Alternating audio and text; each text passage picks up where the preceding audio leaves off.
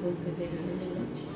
이게 마가는 아니 마태도 본 그대로 쓴다라고 하는데 그걸 일부러 삭제하고 썼다라고 할 수가 있는 거예요. 이게 마태는 그걸 쓰고 싶지 않았던 거예요. 쉽게 이야기하면. 근데 마가는 이걸 일부러 드러냈다라고 하는 거예요. 무슨 의미인가? 그렇게 참 불쌍하고 그렇게 연약한 그런 약간 거렁뱅이 같은 그러한 모습인데 예수님께서 그러한 자들을 함께 손으로 만지고 그리고 함께 껴안고 보듬고 동행했다. 그런 의미를 좀 더 구체적으로 나열을 하려고 기록을 했다 하는 겁니다. 예수님께서 환자들과 정말 낮아짐을 같이 공유했다 이런 의미를 강조하고 싶어서 이렇게 표현을 했다 이렇게 이해를 할 수가 있는 부분들입니다. 혹여 어떤 경우는 지금 예수님께서 행하신 행위처럼 하면 기머린 자의 귀가 뚫릴 수 있다 뭐 이렇게 이야기하는 경우들이 있어요. 그래서 누구죠? 이삭 야곱이죠. 야곱이 나무 껍질을 벗겨놓고 우물가에 둬가지고 거기서 두었더니 양들이 그곳에 와서 잉태하게 되어지면 다 뭐 얼룩무늬 있는 것만 낳고 막 그런 게 있었잖아요. 그런 것처럼 지금도 그렇게 해놓으면 그러한 일들이 있을 수 있다. 뭐 이렇게 이야기하는 것처럼 예수님께서 이렇게 침 뱉어가지고 진흙을 우기어서 귀에다가 대고 또 손을 막 만져주고 이런 것처럼 행하면 또 기머리가 뚫릴 수도 있다. 이런 또 주장을 하는 이들이 더러 있습니다. 근데 사실 그렇게 해가지고 나았는지 그렇게 안 해도 나았는지 그렇게 해서 나은 일도 있지만 그것과 아무 상관없이 그냥 말씀하셔서 나은 일도 있잖아요. 그러니까는 그런 행위 자체를 사실은 본문은 강조하고 있는 게 아닙니다. 이렇게 해야 병이 낫는다 이런 뜻으로 하는 게 아니에요.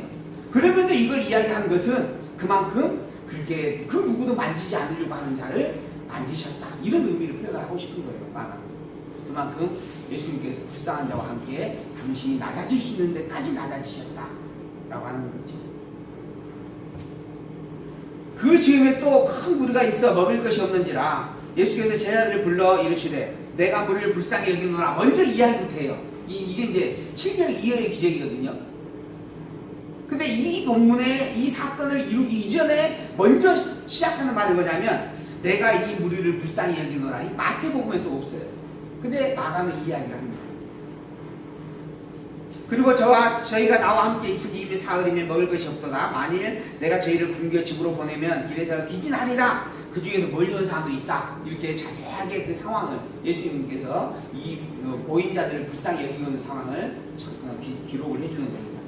그리고 제자들이 대답하되 이 광야가 어디에서 떡을 얻어 이 사람들을 배불리게 할 수 있겠습니까? 예수께서 몇 개나 떡이 있느냐 물으셨어요. 그러자 7개가 있습니다. 그래 가지고 오너라. 축사하시고 그들에게 나눠줍니다. 작은 생선 2마리가 있었어요. 또 축사하고 나눠줍니다. 배불리 먹고 남은 조각 7광주리를 거두게 되어졌어요.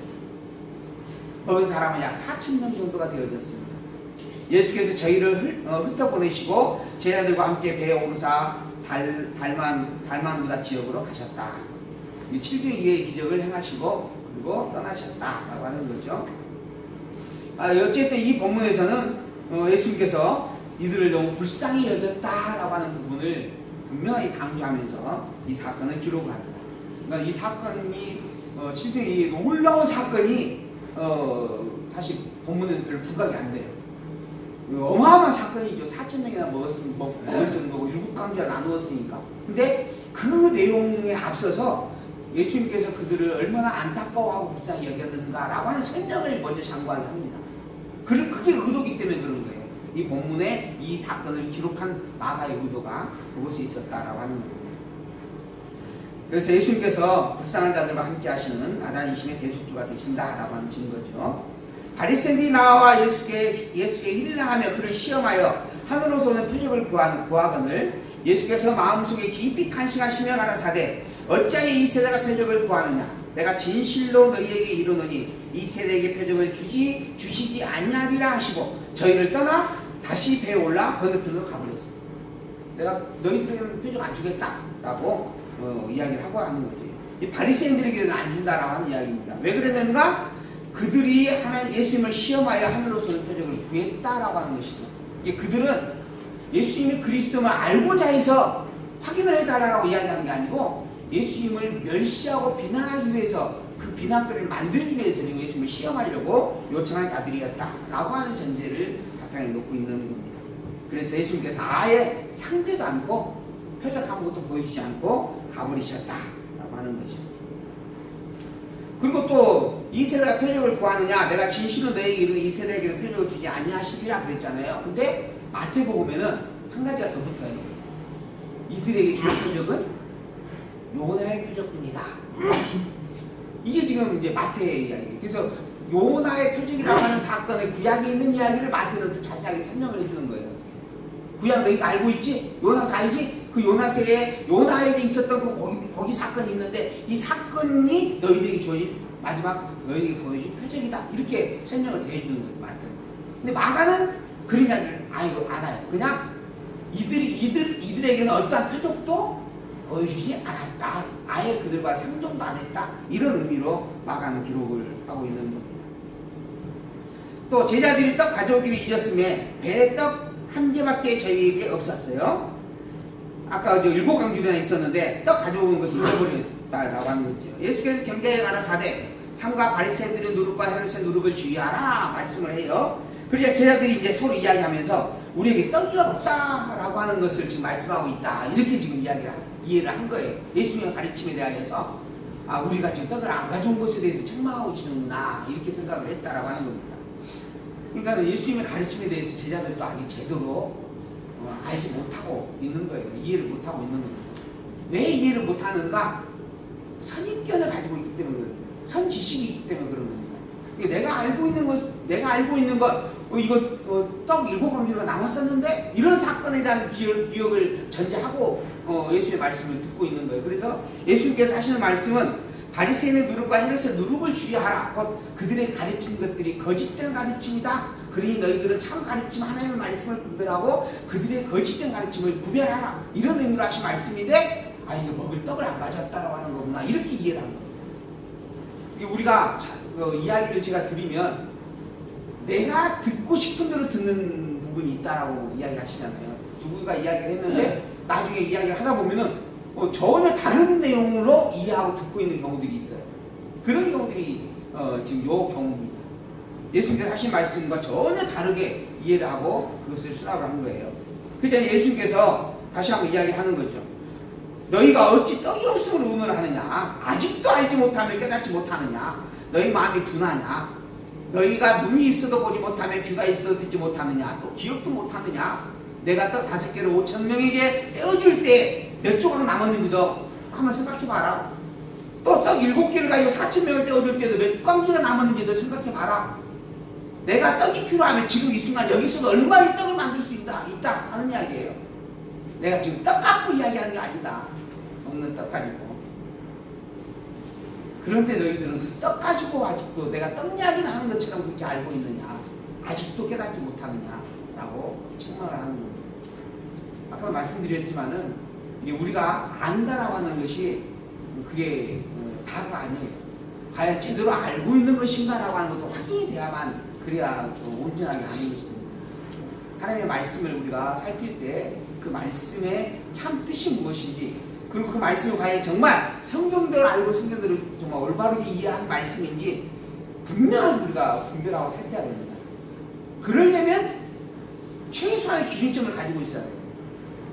지금 이러한 본문에 있는 내용이 과연 바르게 해석된 것인가 이걸 알려면 분명한 기준점이 있어야만 그게 판단이 되는 거죠. 그 기준점이 뭔가? 성경의 기본 골격입니다. 성경은 하나님 계시의 말씀이다. 그 하나님 계시의 말씀으로 하나님은 그리스도를 약속하였고 약속대로 그리스도를 보내셨고 그 그리스도가 누군지를 지금 증거해내고 있다. 이것을 말씀하고 있는 게 성경이다. 우리가 어떻게 살아야 될 것인가를 말하고 있는 게 아니고 우리가 어떻게 살아야 된다고 가르쳤던 장로의 유전이 다 하나님 오히려 망령되어 있고 헛되이 경배하는 것이었다. 이렇게 지금 성경이 이야기하잖아요. 성경은 윤리 도덕서가 절대 아닙니다. 이웃을 사랑해야 된다. 성경이 이 말을 하고 있는 내용이 아닌 거예요. 살인치 말라, 간음치 말라, 그리고 너희들 살해하지 말라, 간음하지 말라 이런 내용으로 주신 말씀이 아니라는 거예요. 그렇게 말하는 것 자체가 이미 하나님을 망령되이 일컫고 헛되이 경배하는 일이다. 예수님께서 하신 말씀이에요. 원래 하나님께서 그런 말씀을 주시는 것은 너희들은 죄인이다. 너희들은 살인자다. 너희들은 간음자다. 그런 사는 가는 자의 너희가 살 길은 오직 대속주 그리스도뿐이다. 그래서 내가 그리스도라고 하는 기름 부음의 섭리를 통하여 너희들의 지도자인 왕을 세웠고 선자를 세웠고 제사장을 세웠던 것이다. 근데 이건 모형이다. 내가 진짜 실체로 너희에게 보내주겠다. 그 실체로 보낸 이가 바로 예수님이시다. 그러니 예수님이 그리스도라고 믿는 이 신앙을 가진 자만이 천국의 백성이 틀림없다. 너희들은 예수가 그리스도를 믿느냐? 라고 말씀을 하고 있는 거예요. 그런 부분의 말씀이 예수님이 그리스도임을 분명히 증거해주는 말씀이 성경의 모든 내용의 기준이고 핵심이다라고 하는 것을 우리가 다시 한번 분명하게 새겨보아야 합니다. 22절 벳세다의 이름에 사람들이 소경 하나를 데리고 예수께 나와 손대주기를 구하거늘 예수께서 소경에 손을 붙이시고 마을 밖으로 데리고 나가자 또 눈에다 침을 뱉어요. 결국 눈에다가 침을 자주 뱉는 그에게 안수하시고 무엇이 보이느냐 물으셨어요. 무릎을 가로되 사람들이 보이나이다. 나무 같은 것들이 걸어가는 것이 이제 희미하게 뭔가 보이기 시작을 한 거예요. 그래 예수께서 다시 안수하심에 제가 주목하여 보더니 나와서 만물을 밝혀보느니라. 예수께서 그 사람을 집으로 보내시며 가라사대 마을에 들어가지 말라. 또 감추는 거예요. 너 눈 떴지? 다 잘 보이지? 그러나 마을에 들어가지 말라. 즉 내가 고쳤다고 말하지 말라 하는 이야기를 하시는 겁니다. 왜 이러한 일들을 행하시는 것인가? 유대인들에게는 자꾸 버려진다라고 하는 것을 증거하기 위한 겁니다. 이게 마가의 뜻이에요. 그런데 그렇게 유대인들에게 버림받은 예수님이 이방인들에게 환호를 받습니다. 유대인들에게는 철저히 배격되어지고 질 때까지 낮아지고 그리고 침뱉음을 받고 멸시와 천대를 받고 가시면류관을 쓰고 결국 십자가에 매달려 죽기까지 하죠. 그렇게 낮아집니다. 그렇게 멸시가 되고 배척이 되어지고 그런데 그런 예수님이 이방인들의 주가 되시고 그리고 이방인들에게 복음이 전파되어지고 땅끝까지 복음이 증거되어져 가게 하시겠다라는 약속을 세우시고 실제로 성령을 보내시고 예수의 제자들을 예수님의 제자들 12명을 11명이죠. 그리고 나중에 추가되는 사도까지 해서 그 모든 제자들을 다 땅끝까지 예수가 그리스도를 증거하는 증인으로 살게 하십니다. 그로 말미암아 오늘 이 시간 우리가 이 복음을 갖게 되어진 겁니다. 우리의 신앙이 과연 성경대로 알고 성경을 믿는 신앙이 분명한가? 여러분들은 다시 한번 분명하게 살펴보고 되돌아보기를 소망합니다. 그리고 더불어 정말 우리가 아는 이것이 성경대로 알고 성경을 믿는 참 신앙이다. 담대하게 아멘으로 화답하고 고백되어질 수 있기를 소망합니다. 제가 혹시 가르치는 내용이, 제가 혹시 여러분들이 드리는 내용이 혹여 조금 억울해질 수 있는 부분들이 분명히 있을 수 있습니다. 그러한 부분까지도 살피셔서 성경대로 알고 믿는 참된 줄기가 무엇인지를 우리 성경 말씀으로 늘 확인하고 되새겨 볼 수 있는 그러한 여러분들이 되기를 소망합니다. 그래서 그 누가 물어도 내 신앙은 성경대로 알고 있는 성경을 믿는 신앙이다. 그러면 과연 어떤 분이 성경대로 알고 성경을 믿는 신앙인가? 하나님은 여호와시다. 예수님은 그리스도이시다. 라고 믿는 겁니다. 이걸 조금 더 구체적으로 스트레스 설명하면 예수님만이 그리스도이시다 라고 하는 거예요. 예수님 이외에 다른 이가 그리스도라 다른 사람을 다른 존재를 그리스도라고 말하는 모든 종교는 잘못된 겁니다. 또 여기저기에서 예수가 아닌 다른 이가 내가 그리스도요 내가 예수다라고 말하는 그것도 다 잘못된 것입니다. 그래서 저는 신천지가 잘못했다고 말을 하는 거예요. 왜? 예수님이 왜 다른 존재를 그리스도라고 이야기를 하고 있습니까? 성경은 분명하게 제가 아는 성경은 오늘도 제가 살펴본 성경은 여러분과 함께 살펴본 성경은 예수님만이 그리스도라고 이야기를 하고 있습니다. 예수님 외에는 그 누구도 그리스도가 될 수도 없고 있어서도 안 됩니다. 오직 예수님만이 그리스도입니다. 그리고 그 예수님을 그리스도가 보내주신 그 하나님 그분이 영원한 참 하나님이십니다. 그분의 이름은 여호와입니다. 그러므로 여호와 되시는 그 하나님 그분이 나의 하나님이라고 고백하는 우리의 오늘 이 시간 이 순간 우리의 신앙은 진리의 신앙입니다.